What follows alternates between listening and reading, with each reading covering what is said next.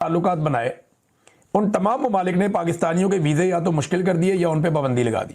Donald Trump हमारे field marshal साहब और वज़ीर आज़म की बड़ी तारीफें करते नजर आ रहे हैं। पहले तो मेरे ख्याल में पूछना तो बनता है कि भाई हमारे ताल्लुकात तो आपके साथ अच्छे हैं, तो आप जरा पहले तो ये बताइए कि वजह क्या है। या तो सदर ट्रंप के घुटने पकड़ लिए या टखने पकड़ लिए हैं शहबाज शरीफ ने, क्योंकि ये मेरी समझ से बाहर है कि ये क्यों कहा जा रहा है कि उनके कंडक्ट से वहां फील्ड मार्शल बड़े मुतासर हुए। इनके सबसे अच्छे ताल्लुकात गल्फ रीजन के अंदर यूएई के साथ है।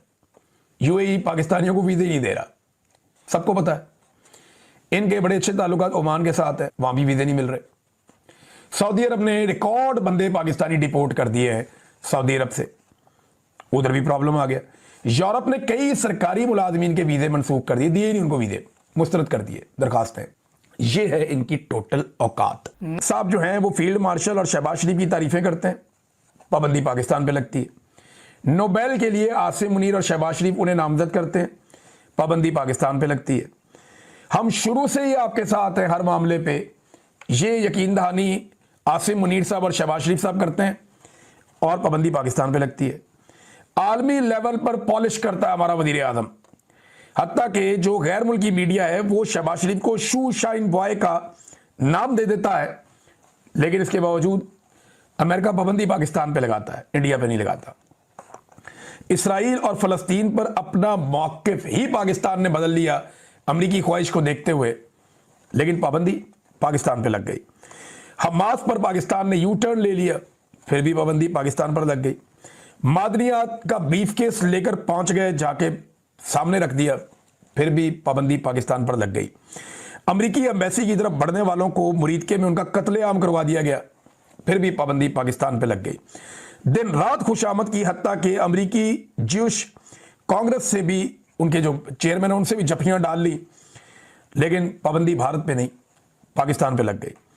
हम अमरीकी असला रिकवर करने की अफगानिस्तान में और हमास से उसको गैर मुसल्लह करने की अर्जियां अमेरिका को डाल रहे हैं, लेकिन इसके बावजूद अमेरिका पाबंदियां पाकिस्तान पे लगा रहा है। ये है इनकी टोटल औकात। ये लोग भी ये क्लेम करते हैं कि जी इस वक्त पाकिस्तान के बेस्ट रिलेशंस हैं अमेरिका के साथ, तो उसके बावजूद हम ये देखें अगर कि जनाब वो हमारे जो शहरी हैं उनको अपने मुल्क में वेलकम नहीं कर रहे, उनको वीज़े नहीं दे रहे, तो ये एक बड़ी हैरानकुन बात होती है कि भाई ये कैसे अच्छे रिलेशंस हैं कि आप जो है उनको पाकिस्तानियों को वीज़ा तक नहीं दे रहे और उनके भी वीज़ा प्रोसेस को जो है वो फ्रीज कर दिया गया है। तो ये एक हैरत अंगेज़ बात है, लेकिन यही असल में अमेरिका का रूप है और आपको अमेरिका ऐसी बहुत सी हरकतें करता नज़र आता है कि उसके अपने मतलब होते हैं, तो वहाँ पर वो आपकी तारीफ़ें भी करता है, आपको अपना फ्रंट लाइन इत्तेहादी दोस्त भी कहता है, आपको इमदाद भी देता है, आपको डॉलर्स भी मिलते हैं, आपको ट्रेड भी मिल जाती है, आपको इम्पोर्टेंस भी मिल जाती है।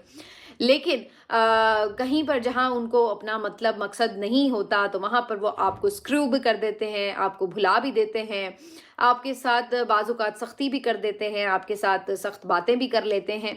तो वो फिर सारी अपनी जो जिसको कहते हैं ना अक्सर हमारे आम ज़बान में कहते हैं तोता चश्म हो जाता है, तो यही हाल अमेरिका का कई दफ़ा होता है। ये उसका ट्रैक रिकॉर्ड है। उसका जितना भी आप देख लें कि पाकिस्तान के साथ ताल्लुक़ है वो अपने मफादात पर मबनी है, इसके अलावा कुछ नहीं।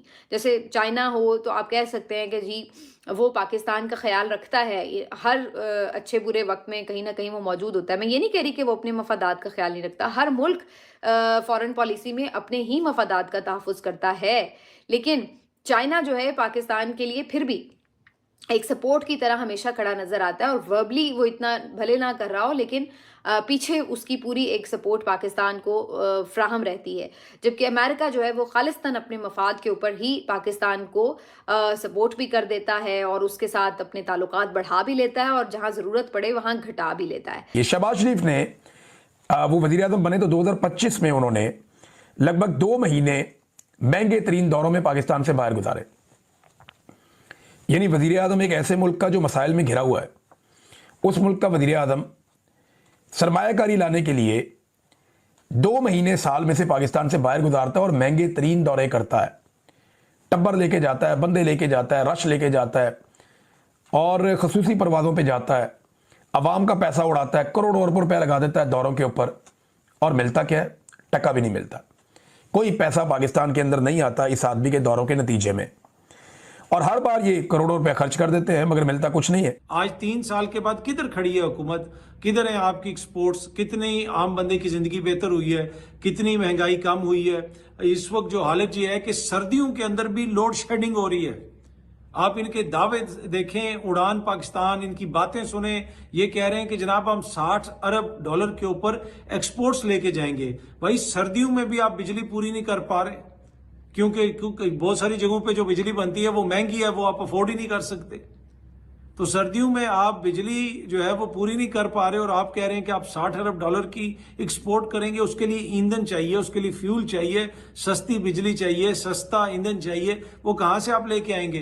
तो ये 3 साल के बाद इनकी ये कारकर्दगी है कि सर्दियों में बिजली की लोड शेडिंग शुरू हो गई है। तो बयानिए का मसला नहीं है, मसला कारकर्दगी का है। मैंने पहले भी आपको कहा था कि बड़ी बड़ी तकारीब का इनेकाद करने से, खूबसूरत बसें लाने से, पेंट करने से, इससे बयानिए नहीं बनते। आपको आवाम के लिए डिलीवर करना पड़ता है, आवाम का जो स्टैंडर्ड ऑफ लाइफ है उसको ऊपर लेके जाना पड़ता है।